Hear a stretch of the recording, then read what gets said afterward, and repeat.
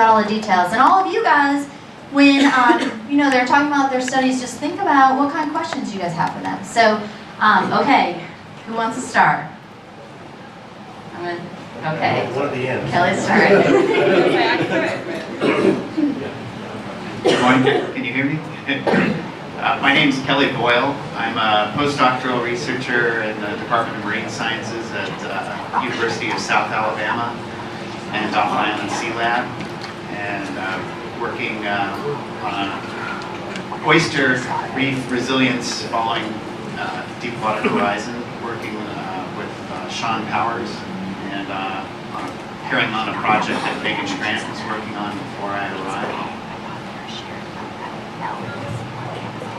Hi, I'm Brian Roberts, Associate Director of Science at Longterm, Louisiana University Marine Consortium.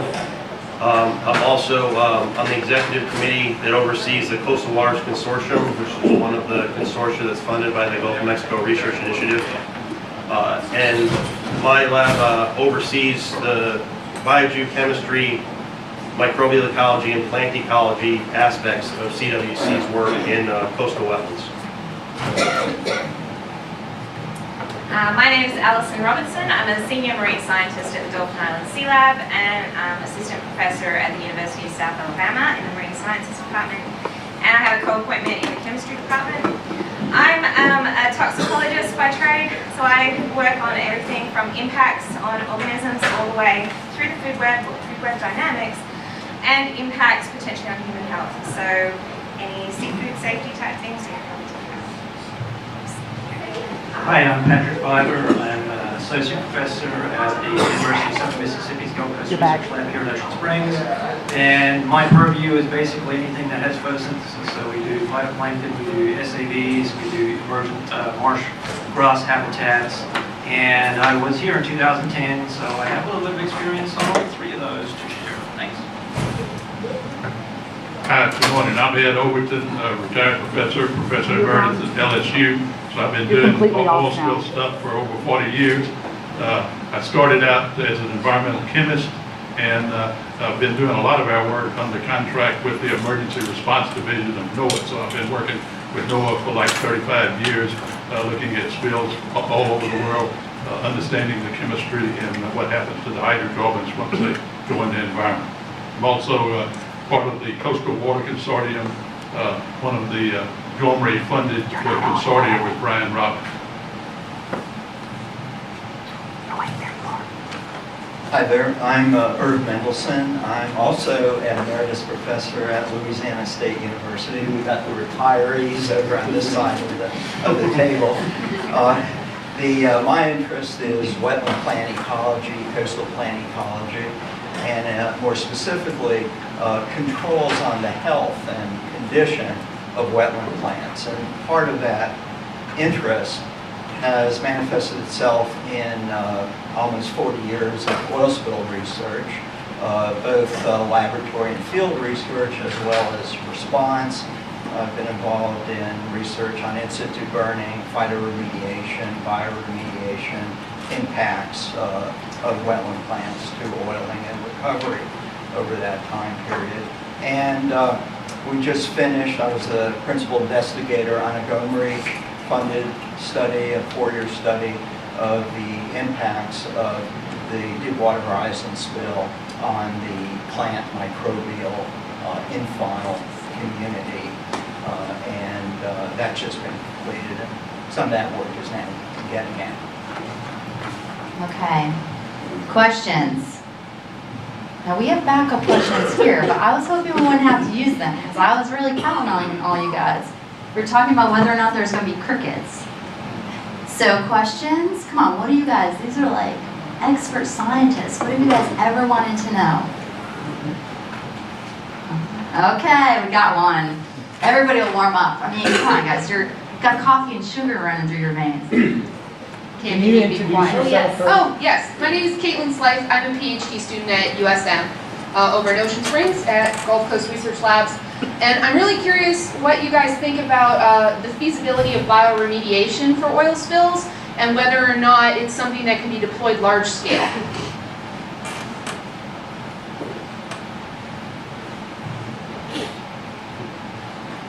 trying to decide whether Ed is the better person to talk about this. He is. But I'll make a quick comment. From the standpoint of wetlands, in general, I don't think bioremediation is a worthwhile or efficient approach in most cases. And the reason I say that is because, especially in the wetlands that I'm most knowledgeable about, coastal wetlands of Louisiana, there's plenty of nutrients and there's plenty of bacteria. So bioaugmentation, biostimulation are really not necessary in that environment, with the exception of a sandy system, maybe around a back-barrier marsh, where the fertility of the soil is minimal and the microbial populations are smaller, less abundant. In a situation like that, there may be instances where bioremediation would be something worthwhile. But the limiting factor to bioremediation in wetlands is oxygen. And in most cases, there's just not enough oxygen to really make it worthwhile adding microbes or fertilizing. Now, on the other hand, phytoremediation in association with fertilizer, for instance, can stimulate plant growth and can accelerate oil degradation through a combination of plant effect and microbial stimulation effect. Those two seem to work quite well together. That's my opinion. See if Ed agrees. I absolutely agree. I think the caveat that, and Jeff talked about it, is don't go in and do anything to cause damage to the wetland. So any human intervention is dangerous, and it's done very, very carefully. So also we need to remember that in the Gulf of Mexico, each year something on the order of 20 to 50 million gallons of oil seep into our ecosystem, and they have been doing that for millennia, right? So the Gulf of Mexico is well acclimated with bacteria that degrade oil. The Gulf of Mexico is not a parking lot with oil and asphaltenes all over it. So that's going somewhere, right? This natural seeping. Now, the Gulf of Mexico is also a very large body of water. But the point is that hydrocarbons that are in oil are the degradable form of a pollutant. Most of us, certainly those of my age and Herb's age, grew up in the pollutants when we started understanding environmental pollution in the late 60s and early 70s. The primary pollutants were compounds that would not go away. The chlorinated pesticides, the PCBs, heavy metals. These things are persistent and they're safe, right? Oil is just the opposite. Oil is a degradable form of, we call it, the chemists call it, a reduced form of carbon, which means if you've got oxygen around, the bacteria, the natural mechanisms can degrade oil. So the main thing is don't do anything to keep the oil away from oxygen, and don't force it down in the ground. Of course, that's the anaerobic or oxygen depleted area. So I think Mother Nature does biodegradation all the time for all of these oil spills, thank God. Any other comments? Brian has got to have a comment.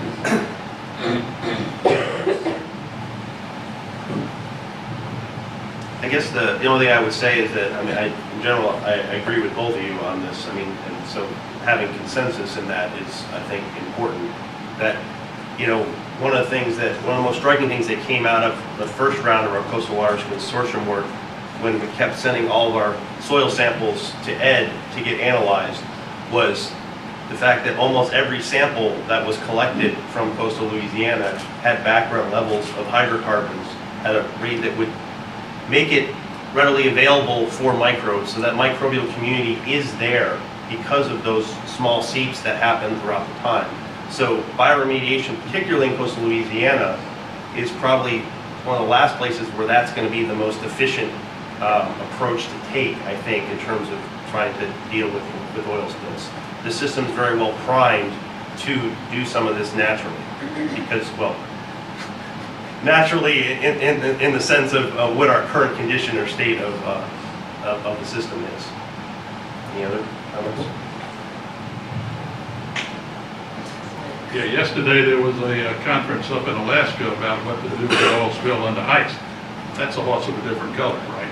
So you might consider some sort of action up there.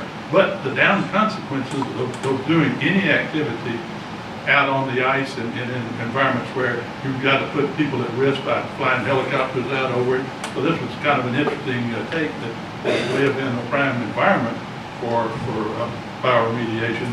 But the consequences of operations under those conditions were pretty tough. Okay, oh, one more? Yeah, just a quick comment that some of you may be interested in beaches and bioremediation on beaches. And I think there has been experimental work showing that at least the addition of fertilizer can speed up bioremediation in a polishing sense on sandy beaches. But there you have the oxygen available for the microbes. And a lot less nutrients in the soil associated with that, in that environment. So you got both of those. You have more oxygenated sediments, and you do not have the same nutrient regime present for those. So if you're interested in sandy beaches, save the date, November 13th. See, we work with you. Mobile, We try to Alabama. help I know get you these guys, plugs out everybody's there. been great, giving Sea Grant props and stuff like that. Okay, I have a question. Okay, let's go. Hold on. Well, it's a follow-up, and I'm not afraid to ask ugly questions. My name's Ed Stanton, and I'm a retired Coast Guard captain and a former responder, not a scientist.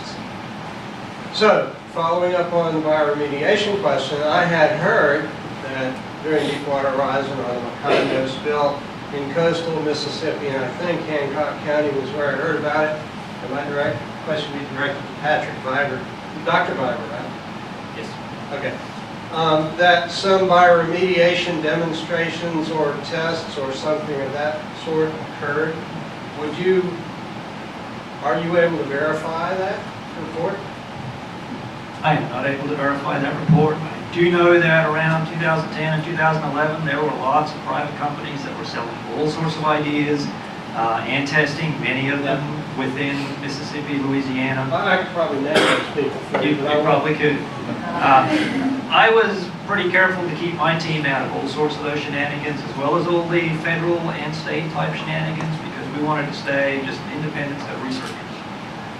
And the net result was that we didn't have a whole lot of money to do very much. But in terms of the impacts to Mississippi, so to put this bioremediation question into the context of the impact, is that Mississippi marshes didn't have a whole lot of oil come into it. At least not a lot of heavy oiling. Not a lot of heavy oiling. In areas with heavy oiling, heavy visible oil, probably were less than the size of this room across 350 miles of Mississippi coast. I love you. You're welcome. That's not to say that we didn't have oiling impacts in terms of lighter oil sheen and things like that, but in terms of those really heavy sort of, you see it on the news type impacts, we didn't really have much of those. And those that we did have, we did manage to go out to a couple of those. One was in Hancock County, so one of my study sites was in Hancock County. And there was some heavy oiling. And like many of the folks in the room have already indicated, you know, the Gulf of Mexico is a system that naturally remediates oil rapidly.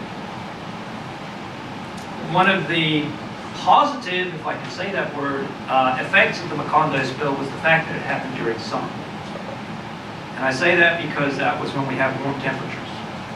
Warm temperatures increase the rate of physical degradation, chemical degradation, and biological breakdown of these hydrocarbons. So we found that in our two heavy oil sites in Mississippi, that most of the hydrocarbon impact from the oil itself was gone within about 6 months. So it was all gone in 6 months. It was all gone in 6 months. Why? I think in 2015 I was talking to a boat captain that passed Christiana Harbor, and he said they were still cleaning up oil on barrier islands. but they had to measure the amounts recovered in the jeweler's scale. Is that about right? That's probably about right. I mean, I was out at Deer Island yesterday doing a totally unrelated project related to restoration, and there's tar holes on the beaches at Deer Island. Now, those are not from 2010, or many of them are probably not from 2010. But I mean, it speaks to, again, this broader issue of natural oil seeps and small-scale spills that happen every day in the Gulf. There is a lot of hydrocarbon material floating around in fairly degraded stages. There's a fair amount of hydrocarbon that's buried on our beaches. I mean, it's there. Most of it's probably not from 2010 anymore, but it's still there. So yes, I mean, there's still potentially cleanup activities that are going on all the time, and that's just a consequence of the fact that there is this material entering the waters from various sources, and it's persistent in the water. Okay, so I'm going to ask a question of Alison and Kelly. So we heard a little bit about what CWC, which is the Coastal Waters Consortium, does. Can you guys tell us a little bit about ACER and some of the research being done down at Dolphin Island Sea Lab? Yeah, sure. I can do it. Forcing you guys to talk, sorry. It's all good. So yeah, we're part of the Alabama Center for Ecological Resilience, and that project has been going since 2013, 2014, I think. So, and I'm one of the co-PIs. I should put out the whole group is actually focused on looking at how biodiversity increases or decreases resilience of coastal waters. We've been focused actually in the Chandler Islands, which are the barrier islands north-south, and part of Louisiana.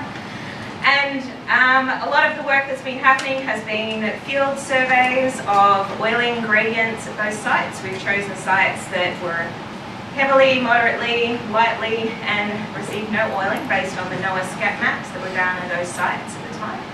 SCAP? Yeah. What does that stand for? So isn't it the shoreline? Shoreline Cleanup assessment techniques. Sorry. Yeah. I didn't hear, I was Wait. just What is that? Get so used to the acronyms, you just roll with it. So within that, we've been looking at multiple levels of organisation in the ecosystem. So my group have been focused, because of my own background, on the what we call the microphyto benthos. So the microbial community that consists of a lot of different things, some of which are biodegrading, some of which are important in ecosystem functioning and ecosystem services in the wetlands. Then thinking about phytoplankton, in this case benthic phytoplankton, so the kind of algae that is important in these systems to stabilize sediments and involve nutrient cycling as well. And then we have groups that are also looking at infauna, so the kinds of organisms that burrow and are involved in oxygenation of sediments, so they're very important again in the ecosystem. Another group is working on the oyster reefs, which I'll let Kelly touch on in a minute. Then other groups are involved in thinking about fisheries level impacts. So we're actually working fairly well as an integral team to try and identify the interactions between those groups as well. So there is work being done in the field, there's work being done in laboratories, there's work being done in mesocosms. And a mesocosm, for those of you that don't know, is a large-scale laboratory experiment where we can control most conditions, but we can combine organisms within a single experiment to look at the effects of oiling. So Ken Heck's group, who's at the Dolphin Island Sea Lab, he's the chair there, did some really interesting oiling experiments with mangroves. So they were looking at genetically diverse mangrove plants and trying to determine if they were more or less sensitive to the effects of oil. And within our mesocosm setup at the Sea Lab, we could actually do tidal oiling sort of responses. So we could have tidal impulses sort of in that scenario. With Kelly Dorgan, who is one of the invertebrate ecologists at the Sea Lab. She also sort of merges physics and biology together. So she's working on the bioturbators, so the organisms that mix sediments. She, along collaborating with myself and Beizad Mortazavi, we've been looking at the effects of oiling on oxygen demand and use and toxicity effects and impacts and things. So there's about 1,000 different things within that. But one interesting, I'll let Kelly talk first and then I'll tell you some interesting anecdotes that you might. Thank you. Yes, the group I'm working with is the oyster subgroup of ACER, and Marla Steinhoff mentioned this morning some of the important benefits of oysters in estuaries, such as a link between the planktonic food web and the benthic food web, habitat for many early life history stages of fishes, food for different organisms, as well as important economic and fishery benefits and cultural aspects for oysters. And the group has been looking at oyster sites within Louisiana and Mississippi Sound in Alabama and Florida and Apalachicola Bay, Panama City Bay, Pensacola and Escambia Bays, and resurveying sites. A big focus has been looking at both sites that were known to be directly impacted by oil, but also sites that may have been impacted by efforts to reduce oiling coming to shore by releasing a lot of fresh water, because oysters are primarily a mesohaline animal. They seem to thrive best in salinities that are not as salty as pure marine water, but also really low salinities can be lethal over long-term periods. So an indirect effect of reducing the oiling may have caused some high mortality in places. So one of the aspects of the study is to compare sites that have different salinity regimes. And there's also been 2 mesocosm experiments where we examined the effects of oil exposure, oil and dispersant exposure at different salinity regimes, both to seed-sized oysters and also looking at the associated epibond on some oysters like barnacles and other invertebrates, as well as fat-sized oysters. Go ahead, you can add. Then I have another question for you guys. I'm just going to add something interesting because it goes back to what we're talking about with the bioremediation work. So one of the interesting things and things people talk about, and I might trigger some questions later, is the impact of storm events on redistribution or dispersal of oil that has been buried. This is something that we've seen almost every season out at the Chandeleur Islands. So we have one site that the first time we went, we really saw nothing. It was a heavily oiled site. We did see levels of, PAHs, these toxic components within the sediments.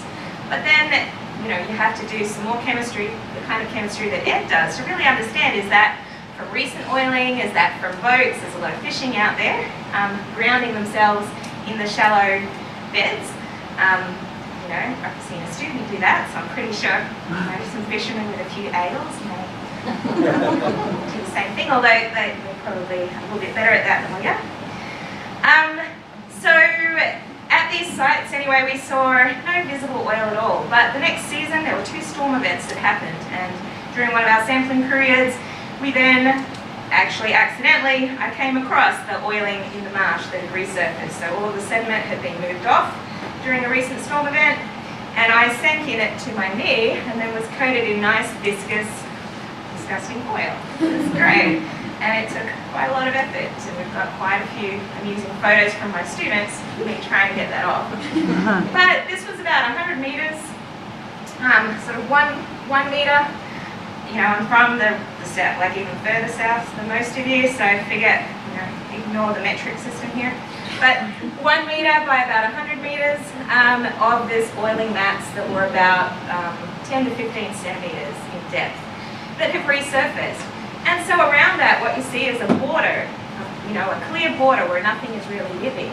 But we went out the next time, 6 months later, and much of that had been half of it had been covered up again by another storm event, and some of it, or much of it, had been biodegraded because it's now exposed to oxygen again, and you've got all of the microbes doing their good work and breaking things down.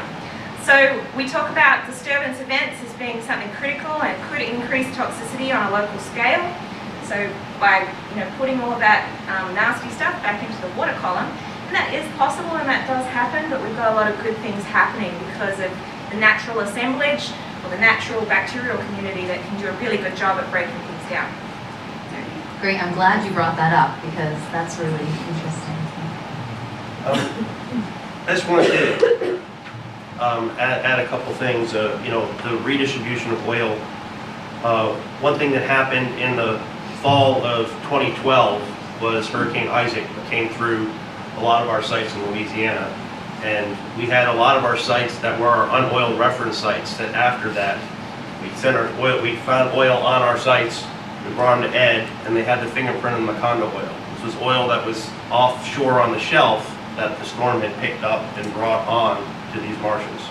So you can have delayed effects from oil.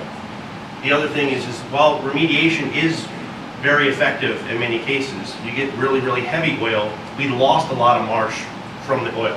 When the marsh erodes away and is gone, it doesn't just come back. So there are some long-lasting impacts. And the last point I want to make is that even after we've seen oil concentrations approach back to sort of baseline levels, sometimes you will see system responses that persist much longer than that. So an example of that is one of the things that my group has measured in Louisiana marshes is soil greenhouse gas fluxes, the release of carbon dioxide, methane, and nitrous oxide into the atmosphere from the marshes. The marshes are very large sources of all of these gases from the soils. And after the oil spill happened, we saw very strong decreases in the total amount of carbon dioxide, nitrous oxide released, and we saw increases in methane. At our sites, by the time we got to about 3 years after the spill, we were no longer detecting differences in the oil concentrations in our sediments. But the carbon dioxide and nitrous oxide elevation, or decreases in our oiled sites, persisted for 4.5 to 5 years, and methane persisted for over 5 years. So even though we couldn't detect oil, there was still a fundamental change in that system that may last a lot longer than what you visually see. Now some of that is that some of the oil has been buried and it's lower in the sediments now because it's had recent deposits of sediments on top of it. And so in that surface you're not detecting it even though it's still there in the system. But some of these impacts can be long lasting and they're not always the same in terms of the time duration of response or recovery.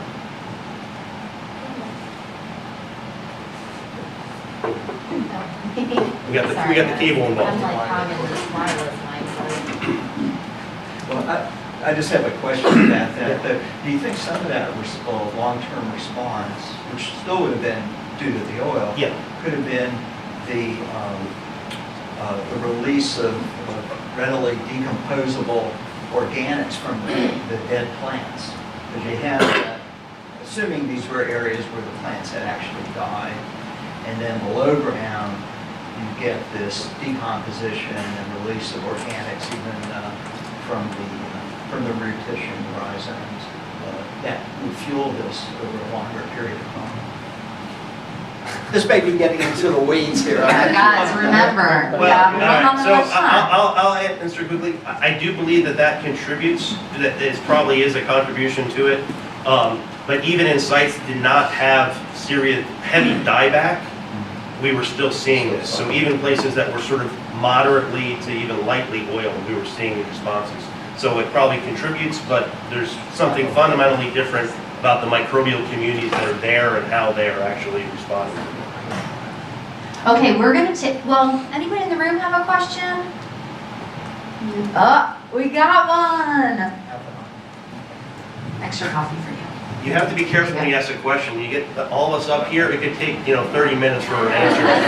Forget the PowerPoint stuff. Don't forget to introduce yourself. All right, I'm John Dufree. I'm with LDEQ. I handle some oil spill responses whenever we get them. I'm actually working on the Lake Pontchartrain explosion that happened last week.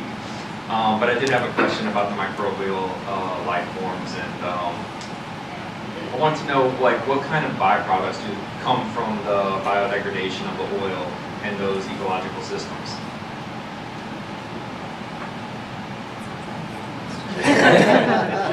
I don't know. Thank you, Ed.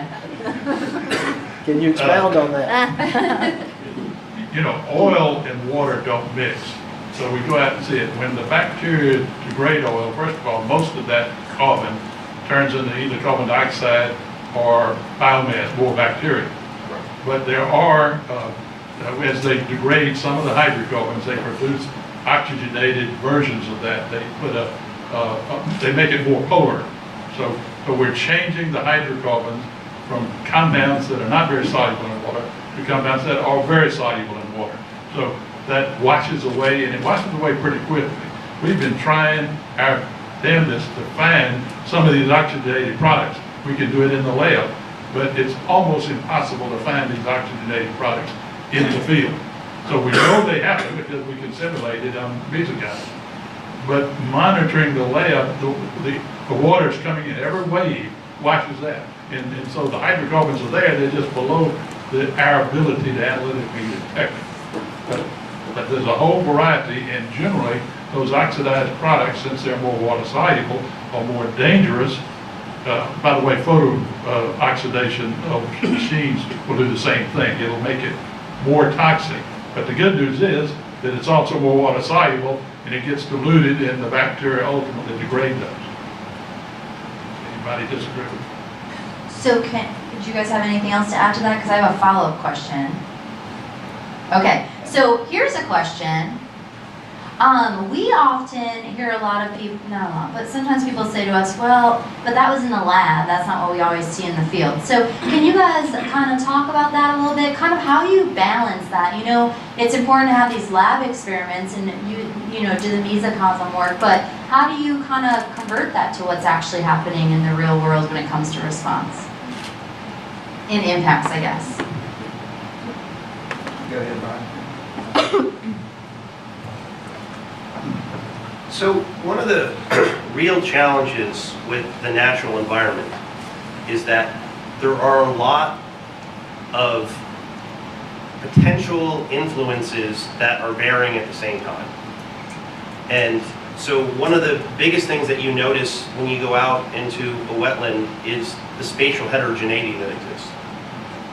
And there are different factors that are influencing what's going on. And so ultimately, for us to understand the response to any perturbation, it's probably going to take some combination of both field and laboratory.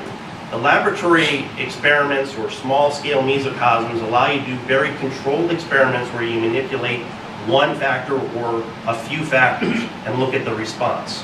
And then you can use those experiments to inform what it is that you're seeing out in the natural environment. And it is difficult because, you know, these are very controlled experiments, and they allow you to look at mechanisms and see how a mechanism may actually translate to a response. And then you can look at the natural environment and look at the combination. People go at it different ways. Some people try to do the field study first and try to explain what is driving that variation you see. Other people look at the mechanistic experiments first and then try to see what they can see out in nature. But in reality, you know, some people only work on one and some work on another. And when you bring all of that literature together, that's when you start to figure out what's going on. And that's kind of my take on the way we approach it. So I'll give a couple of vignettes of personal experience. When I was a new graduate student that just started at the University of Miami, I was involved in a project to look at the impacts of fuel oil, which is typically used in power production as well as for the fuel that's used in ships, as well as a product that was coming out of Venezuela at the time that Florida Power and Light was very interested in using as an alternative. And the project in general was to look at risk assessment and see how these two different products might impact the environment in different ways if there's a spill.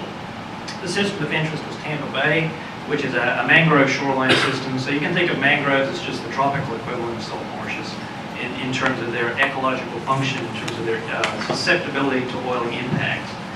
And so the lab experiment was to look at these two different compounds, the fuel oil that we currently use, the oil emulsion product that the Venezuelans were interested in selling, and see how they differed in their toxicity to mangroves. If the spill was to occur and this stuff was to get in the mangroves, what would happen? So we did a whole bunch of different lab experiments, because this is something you can't really do in the field. EPA wouldn't allow it, for instance. And look basically at the variable of, at the different life stages of mangroves, if they're exposed to a range of oil from very low to very high, what's the mortality? So that's a very simple sort of question that you want to know, what is the likely impact if you have an event that happens at some point in the future? So this is not a response to an actual event that happened, this is a hypothetical event. But that's a great example of where you needed a laboratory type study. And you can control the specific variables. It was like the life stage of the mangrove, it was the oil concentration, and it was the responses that happened over a prolonged period of time. And one of the neat things about that study was that actually fuel oil ended up being less problematic because it turned into sort of this organic compound quicker than the oil emulsion. So it ended up being worse right off the bat. But over 6 months to 9 months or so of exposure, the mangroves and the fuel oil treatment actually did better than the mangroves and the oil emulsion treatment. And that was simply a factor of just the degradation process that happened between those two different products.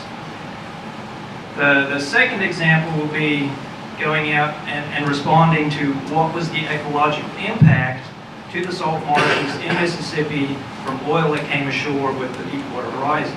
So, as Brian said, you know, there's lots of different things that are happening in the environment. All of them are outside of my control. But I can observe and I can record quantitative data that shows how that oil changed at my study site and how the vegetation responded as that oil degraded. So the commonality in the field assessment in response to that specific event with the lab study that I had done some 25 years earlier was that again the oil degraded over time and became more sort of an organic type compound.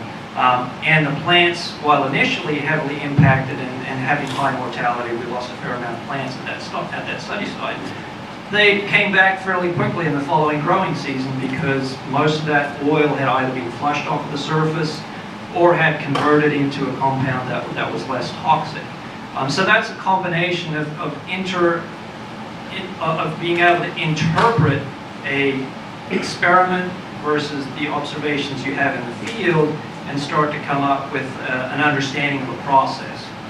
And that process is, how does an oil compound interact with the biology of plant species or plants in general that are occurring in these wetland marsh habitats, and what is the ecological trajectory or response or recovery that occurs as a consequence of this impact. Great examples, Patrick. And you can add something? Absolutely. As a chemist, there are three things that oil can do in the environment. It can have some sort of toxic effect, including death or even impairment. So remember that impairment is also a toxic effect. An impaired animal is breakfast, right? I'm a granddad, and I tell everybody, what do you call a granddad fish? Breakfast. Because they can't swim fast enough to get away from that. So either death or impairment both have the same result in the natural world, right? So toxicity is certainly one. Coating and smothering, we saw clearly examples of that killing the leaves, and of course the bird feathers is a perfect example.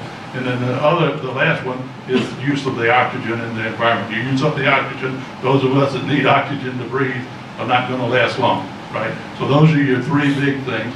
And what you're seeing here is that those compounds, the composition of the oil is changing as it sits in the environment. So those compounds that readily become water soluble and cause most of the damage either dissolve or get degraded, and so they're no longer there. So what you're left with is kind of like asphaltenes, right? You know, an asphalt road's not very pretty, but it's also not very toxic. because you can't get it. Anybody eat asphalt? Animals don't eat it, most of them. There are some particle degrading organisms, particle eating organisms, but in general, that's what you're seeing. And once you degrade off those dangerous compounds through the weathering process, you're left with a residue, and ultimately that residue will slowly get dispersed, but it's not very toxic and doesn't cause problems. And this was a perfect example of what we saw. Oil degrades quickly.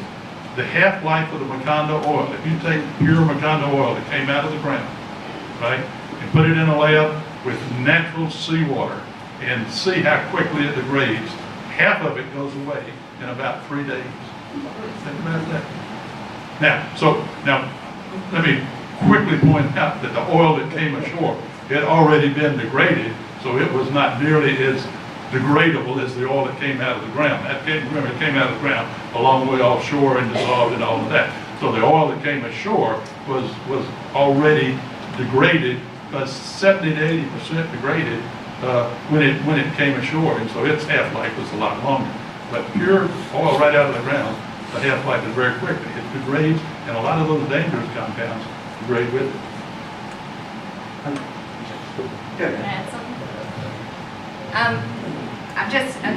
It's all related, but if we go back to like translation of data that we produce in the lab compared to data that we see in the field, because I get these questions a lot as well. At any science cafe or scientists and beers sort of event, this always comes up.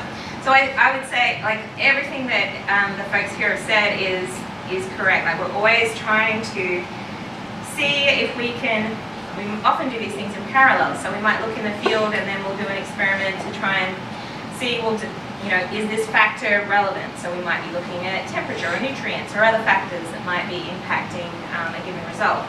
But what I wanted to point out that we haven't discussed yet is that we have to be very cautious about the way that we do lab experiments. And we also have to make sure that what we're doing is ecologically relevant. So if we're, for instance, dosing some organisms or some plants with a level of oil that they would never experience, then we're really not getting at the effects that we might see in the field. So we're actually then looking at very different things. So in order to translate what you do in the lab to what you see in the field, so those observations that we're seeing post-event, you have to really have a thought experiment first, and really determine what are the naturally occurring levels, what would organisms be exposed to. Then think about the organisms that you're working with. In some cases, people are using model organisms, and there's a great, wealth of literature on why you would do that. So there's a lot of good reasons for using a model organism, but maybe that's very different from the, Gulf of Mexico organisms, for instance. So again, to make it relevant and realistic, you have to, maybe start with that model organism, but at some point transition to look at relevant species, at relevant doses, and then over long term. So we know that this oil spill happened in 2010. Much time has passed. There's been lots of different, lots of data now on the chemistry, thanks to Ed and folks around the country and internationally. There's a lot of spills in the Persian Gulf, for instance, so there's a lot of data from there as well. So we know that there are different degradation products. There are new suites of compounds that people weren't really thinking about before in terms of toxicology, from my end, that now we have to think about. We have to think about the water fraction, so the more water-soluble compounds and their effects, but also not forgetting the residence time in a given area, which is something Ed pointed out before.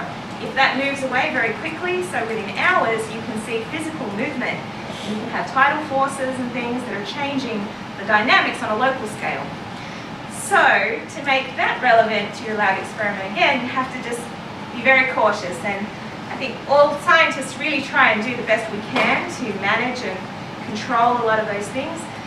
But it's something to be aware of when you're reading the literature, because I've certainly seen a lot of data out there where people are still just, throwing crude oil on top of a fish and being surprised that something bad happens. Of course, like anybody in the room could come up with that.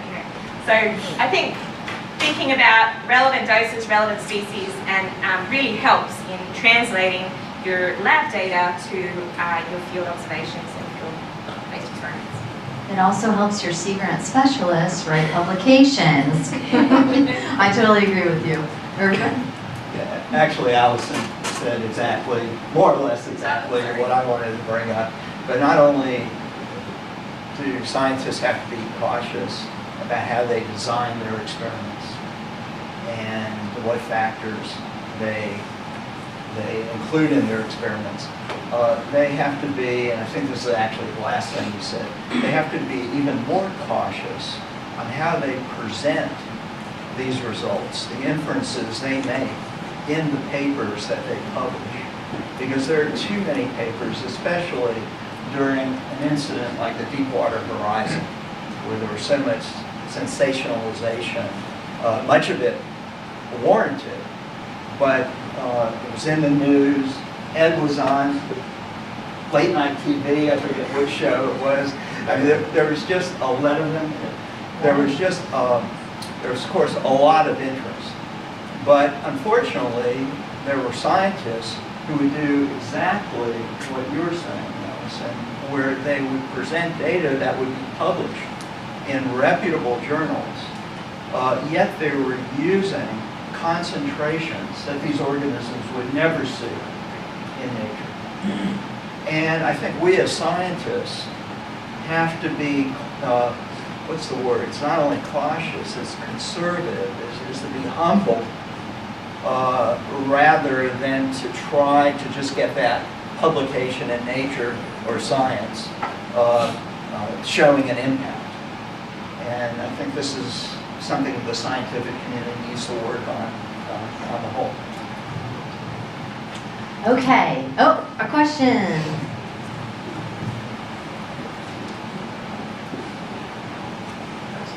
David Poborski, I'm in the Department of Chemistry at the University of Poland. So were there any sites set up to monitor natural attenuation? Like, were they sectioned off, untouched, to this day, where they're easy access, easy study? Like USGS has a site in Minnesota where they study natural attenuation groundwater. And, is there ongoing research at these sites? You betcha. You guys want to repeat Actually, the question maybe, just in case? Were there any sites that were set up that were left for natural attenuation? There's an area, it's the famous area now called Bay Jimmy up in northern Barataria Bay, a small, really heavily hit. And a portion of that was we call it the NOAA set-aside. So NOAA NERDA and NOAA ERD had split it off into sections, and some of the grass was cut, some of the grass was left untouched, and some of it was used more stringent cleanup techniques. And so it was about a mile's length, and they had these plots. And so, yes, those studies have been followed for a good length of time. I guess NOAA, Nicole Rutherford, and who else? I'm trying to. Bree Burnett, I'll be talking about it later. Oh, Yay, Bruce. just wait. We'll hear all about it. Thank Stay you. tuned.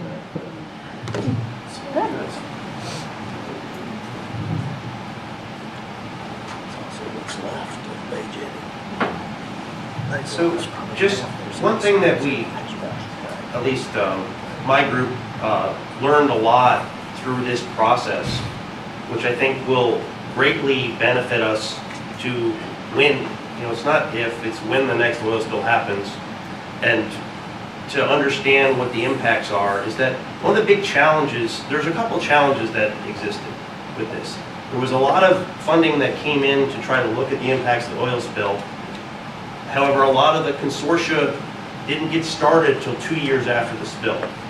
So one thing that's always a challenge when you try to compare sites that were oiled and unoiled is that there could very well be something fundamentally different about a site that was oiled versus one that was unoiled. Hydrologically, there's something different. There's a reason why oil made it here and not here. So you have to be very cautious. Comes back to a point that Irv made earlier. You have to be very cautious about what it is that you say is due to oil when you can't necessarily, if you didn't sample it beforehand, you can't say how different it was from the other site. So that's a fundamental challenge that we have to deal with it as scientists and trying to understand what the response to oil is. But one thing that has happened as a result of this influx of funding and scientists is that we have a much greater baseline understanding, I think, of the way our coastal wetlands function and the variability that exists spatially and temporally in those functions of these systems. And so when the next spill happens, we have a lot of sites that did not receive oil from Macondo spill. And if they were to get oiled, we'll have a really long-term baseline that shows interannual variability in the dynamics of these systems. So there are benefits from scientific studies that look at the response to perturbations that may long outlast the actual initial motivation or funding for those projects. And these long-term studies, even when there's not something happening, are really important. If you don't know your baseline, it's really hard to assess what the impact from any perturbation was. I'll just follow that up with a key point that we realized in assessing the study sites that we looked at in Mississippi, and that is that we really could break down our marsh coastline along an energy gradient. What I mean by that is there are marsh coastlines that receive very little wave energy, very little current energy, and are very protected.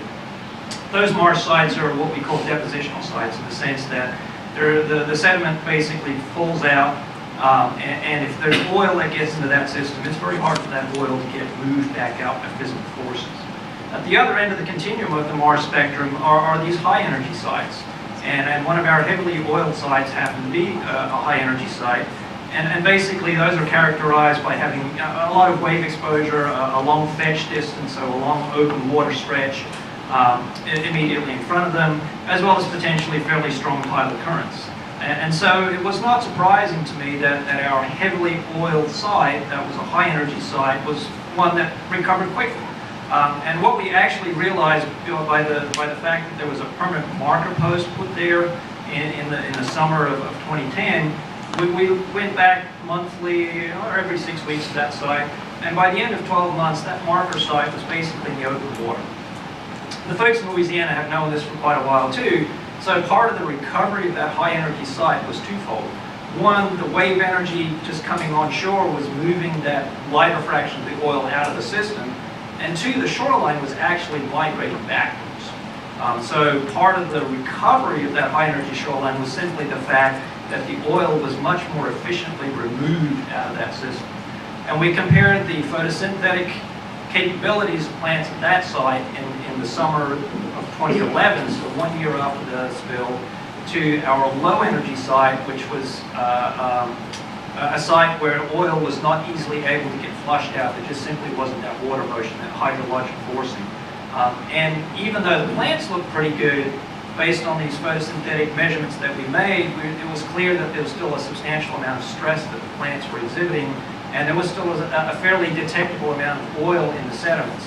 So even if we just consider a marsh as a habitat, there is a wide range of different types of exposures, conditions, natural forcings that are going to influence how well that marsh at that location is going to be able to recover from an event like an oil spill.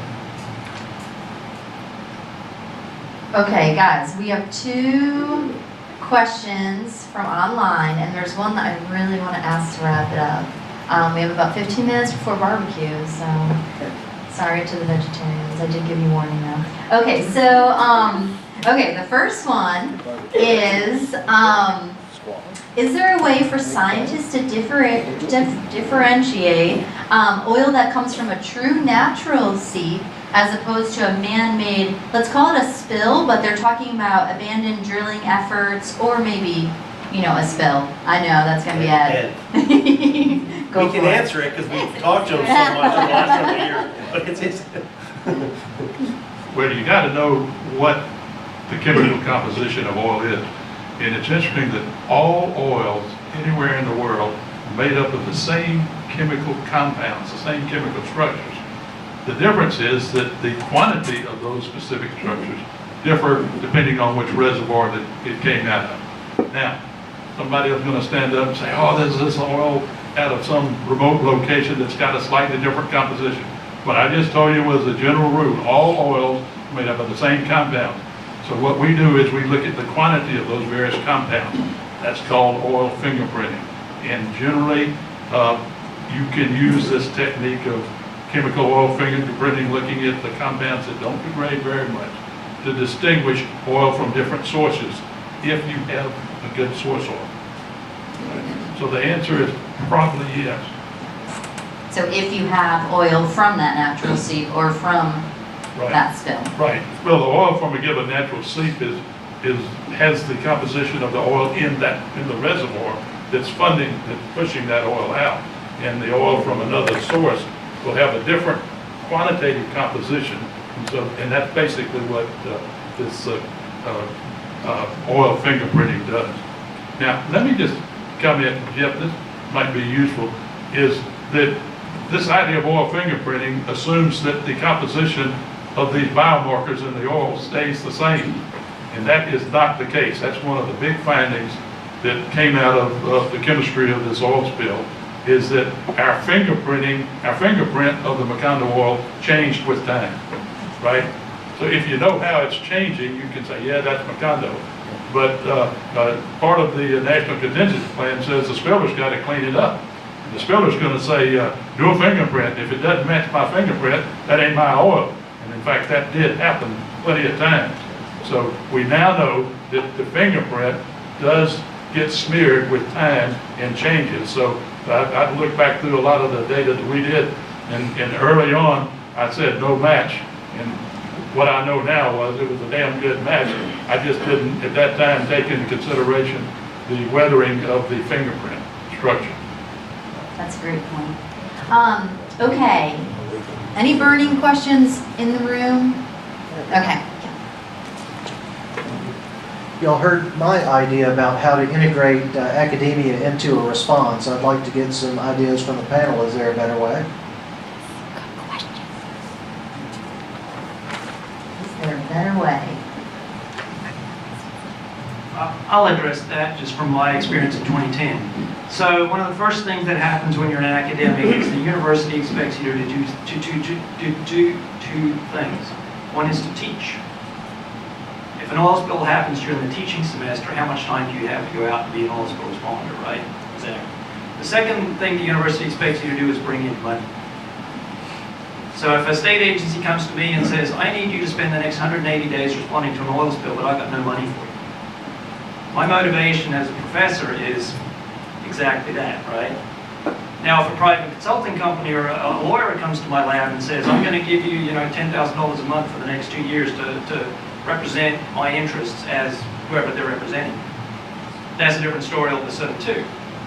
So we were faced with exactly that situation where we had legal counsel coming in for the BP side of things and heavily recruiting, trying to get folks from our lab to jump on their team with the understanding that there would be sufficient, substantial financial remuneration to do that. Most of us decided that was not really what we wanted to do. Okay, and that was a personal decision, in part driven also by some top-down pressure by our bosses. That was not what the University of Southern Mississippi wanted. So I think part of the problem getting academics integrated is into the response side of things, after an event happens, because we don't know when one's going to happen. It's an uncontrolled situation. Is how do you get folks engaged when they have certain constraints? And I just outlined those constraints. And I think that's been a big problem in terms of how do you engage academia in response to any kinds of disasters. Is that we have counter-competing pressures that we need to do as part of our job. So I don't know the answer to that, and that's something that people need to think about, where is time and money going to get reimbursed? So we don't need to know the answer to that just yet, because we're going to talk about that this afternoon. It's on our list. So Patrick, thank you for bringing that up, because that's something I think that would be awesome to talk about this afternoon. Does anybody else have, you can add something if you want. No, it's okay. If you have ideas, keep them for this afternoon though, so you're going to need them. I was just going to attack it from a different perspective. So I'm one of the weird academics that started in government science. So I worked for NOAA, then worked for FDA. When the oil spill happened, I was part of the response team for the Food and Drug Administration. I then later in 2013 went back to academia, and reasons for that are many. But what I can say, having been in both worlds, is that, you know, from the perspective as a government scientist, it's very challenging to, and I missed your talk, so I'm sorry if I'm repeating things, but it's challenging to do some of the fundamental science and the basic science is absolutely required. So, but the first thing you do is perhaps go to a university, ask the folks there, but these questions come up, and these are really important things, like, is there money? What kind of time limitations are there? Well, students may not be trained in that particular thing, so you have to wind people up. Your own personnel may be your students.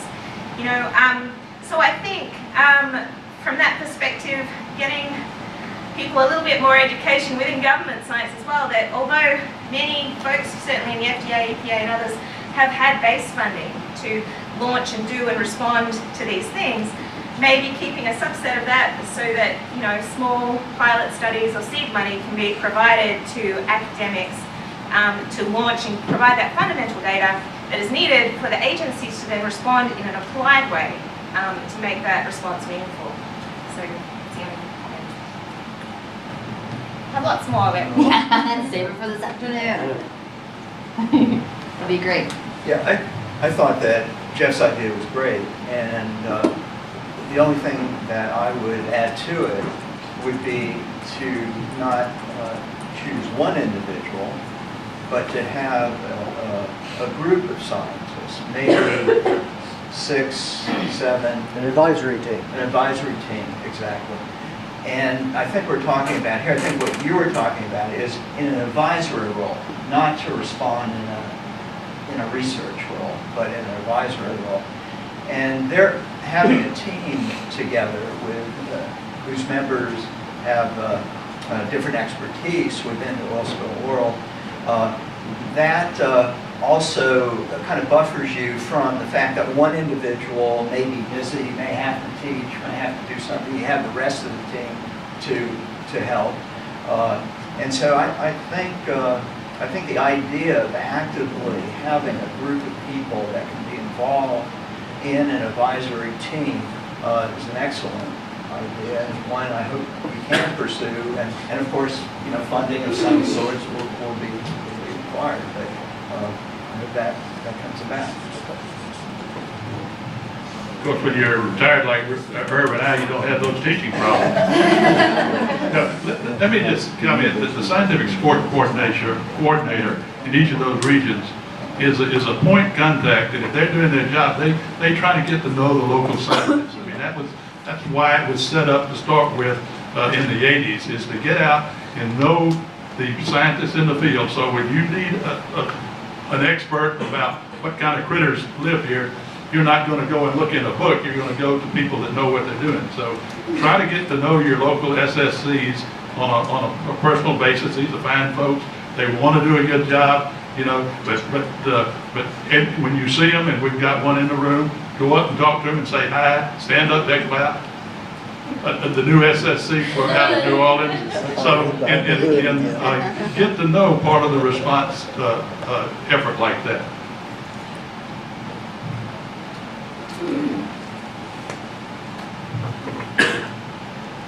I just wanted to echo what Herb was saying and also chime in with Ed, although I will comment that they may be emeritus, but these guys don't understand what retirement means. They're still just as busy as they were before, just doing different things than they were before. That's good for all of us though, right? Yes, yeah. But, you know, I think that idea of that advisory council does make a lot of sense. And what I recommend is that it's a very diverse group, that there's overlap, so that way when you can't get the full suite together, you have overlap and complementary expertise that can be used in there.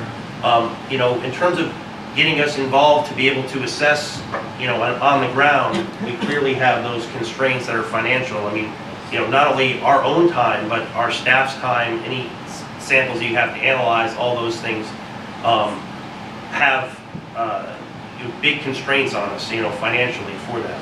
But one thing I will say is, as a real benefit that's happened as a result of the unfortunate incident of Deepwater Horizon is through GOMRI the Gulf of Mexico Research Initiative that did a lot of this funding, is that it's created a very large network of people that now are familiar with the diverse expertise that exists across the Gulf. And it has allowed some much more efficient and quick responses to events than we previously were able to do. I'm just going to give one quick example of this. So in 2013, there was a Hercules blowout. Gas was released in the Gulf of Mexico off Louisiana shelf. And because we had this network of people in the Gulf of Mexico, we were able to actually mobilize, get ships together, coordinated, and we were able to be on the site when nobody was planning on being out there within 36 hours of when that event happened. And the only reason we were able to have it is, and we had people that were from Florida, North Carolina, Georgia, Louisiana, and Texas, all on Longterm's RV Acadiana 58-foot boat that can only accommodate 5 scientists. And we had enough people that were on there to be able to get out there and have a very rapid response to understand scientifically what happened. But without the Gomery network and the connections, we wouldn't have been able to actually probably pull that together in that kind of fashion. So I think that there are a lot of benefits that have come out of the network building that's happened from this sort of event, which might help in some of these responses. And I think you have a lot of people that may be more willing, that may not have thought about serving on some sort of advisory kind of council like that before, but can really see what sort of benefits there might be. So it's something that may be very beneficial moving forward. Okay, we have exactly 12 minutes left, and there's 6 of them up there. So I'm going to give you guys 2 minutes each. I'm going to time you. And this is what I want you to tell me. This is our wrap for barbecue. Okay, so you can either talk about, in 2 minutes, a myth that your research kind of proved was a myth. One thing that you have studied that you really think is relevant to response and you want to tell everybody in this room, or one thing that you're planning on looking at in the future that you think is relevant to response. And you guys don't have to go in order, but I am going to time you. Did I mention that? I'm going to time you. Okay, who wants to go first? Uh-oh. You guys got this. I want to see Ed in 2 minutes. I want to see Ed somewhere in 2 minutes. One of the words that has not been brought up today is the big D word, dispersants. And so I would like to comment a little bit on that. We did a series of laboratory experiments where we took natural seawater, artificial seawater, which was no bacteria in it. And the natural seawater, the oil was either dispersed or just oil, and looked at the degradation, right? And so absolutely no difference between the dispersed oil and now these are in ideal conditions in a lab, shaker table, but the point is the dispersants did not inhibit the degradation of that oil. Now this is a contentious topic because there's scientific papers out there that say that dispersants do inhibit the degradation of oil. So it's going to continue to be a topic, but there are 3 basic ways to clean up an oil spill when it's on the water. You can skim it, you can burn it, or you can disperse it down in the water column. And dispersion is clearly a more efficient way, particularly when it's well offshore and in deep water, to get rid of oil and keep it off of the coastline. That's the only reason to use dispersants, to keep it off of the marsh and the coast. Awesome, that was, and if you disagree with that, you can talk to Ed during lunch. Okay, who's next? Allison's up. All right, so I'm going to go with one that I would like to look at, something I've started to look at, but and it's greatly needed, which is looking at the combined effects of oil dispersants. Oil is already a combined mixture of many, many different things, but taking that a little bit further. Some other things that I work on are natural toxins and contaminants and things that enter the ecosystem as well. So if we already have a system that is stressed by the effects of either a red tide or something along those lines, or a site that has been heavily impacted with some of these more legacy contaminants, so PCBs, heavy metals, these nasty things from the 50s and 60s, what happens then if you then have an oiling event? So that would be my ticket item to go and try and understand like resistance versus combined effects, and particularly in terms of their long-term impacts. Perfect. Who's next? Kelly, you got it. Okay, something we're interested in looking at, something that was brought up earlier about the benefits of mesocosms in parallel with field experiments and data, is that it's pretty well established that long-term low salinity exposure to oysters can be bad for the oysters. One of the things we observed in the first round of mesocosm experiments is the survivorship of the low salinity treatments was somewhat higher, and I think it was because the oysters were probably feeding a lot less, both in terms of exposure to oil and to oil plus dispersant. So perhaps over shorter term durations, it's something that would mitigate losses to oysters. Who's next? I'm still Time's burning. I need more than 2 minutes to go with my 2 minutes. Yeah, I'm not sure how to respond either.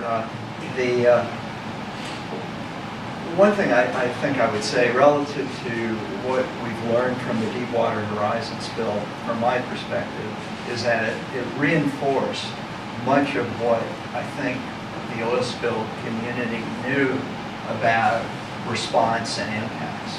There were some variations, but for the most part, I think it just did a lot of good to reinforce our best techniques. All of the points that Jeff mentioned of what you should do or should not do, we all knew that before the Deepwater Horizon, but the Deepwater Horizon reinforced that. From the standpoint of the Montgomery research that my group has done, what's been really interesting and maybe somewhat supports the notion that wetlands recover fairly well from oil spills. So some of our research, contrary to what you said before, Brian, but that the recovery after 2 to 3 years for a number of the microbial populations that we looked at, it's not me, but the microbial person on our team, the invertebrates, as well as the vegetation, really recovered fairly well from 2 to 3 years. However, there were dramatic exceptions. There were some in fauna that still have not recovered. Specific taxa that had a hard time in recovering. Most of these were sessile in fauna that John Flieger was looking at. From the standpoint of the plants, we saw fairly good recovery, or good recovery, from smooth cordgrass, Spartina alterniflora, oystergrass. On the other hand, Juncus vermirianus, the black needle rush, did not recover. It's still having a difficult time recovering. So even though in general, from our group's work, we saw good recovery after the initial impact, there were lingering effects to this day for certain taxa. So I think that just shows that it's hard to make generalizations about recovery in a sense in that particular case. That was a great summary, more than 2 minutes, but we'll be okay, so it was good. I just want to say off the bat that what Irv's saying is, I don't think is in contrast to what CWC has seen. So what we have seen is that there are some responses, were immediate and they recovered pretty quickly. We also saw some processes and organisms that had persistent responses. I talked about some of those earlier with the gas fluxes that happen in the system. We also saw some delayed impacts where we saw some stronger responses 2 or 3 years in terms of some of my microbial processes and the communities and the processes they carry out that were stronger And that had to do more with actually interannual variability in the other conditions that manifested those things. The other thing I would say is that we've seen great spatial heterogeneity both within a given marsh in terms of the response, as well as across the Louisiana coast. We had sites in Terrebonne Bay, near Grand Isle in the western part of Barataria Bay, and over near Port Sulphur in the Bay Jimmy, Bay Batiste area. And baseline conditions in those different regions were often very different in a lot of the biogeochemical and microbial process rates. And so when you're looking at the response to the system, it may be different because of some of that variability.